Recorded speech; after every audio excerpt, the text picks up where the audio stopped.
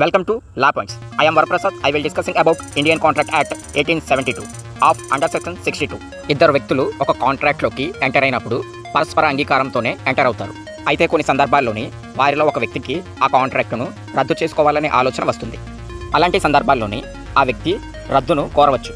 అయితే ఇక్కడ పరస్పర అంగీకారంతోనే కాంట్రాక్ట్లోకి ఎలాగైతే ఎంటర్ అవుతారో అలాగే పరస్పర అంగీకారంతోనే ఇద్దరు వ్యక్తులు కూడా కాంట్రాక్టును రద్దు కోరాలి. అంతేగాని ఒక పార్టీ రద్దు కోరి ఇంకో పార్టీ కోరకపోతే ఆ కాంట్రాక్ట్ అనేది రద్దవదు.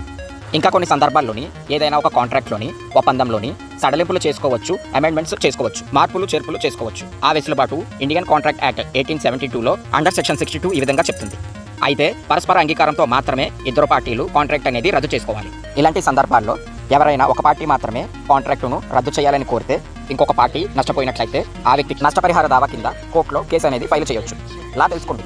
తెలుసుకోకపోతే ఎలా? మరికెన్నో లీగల్ విషయాల కోసం మన ఛానల్ని వెంటనే సబ్స్క్రైబ్ చేయండి.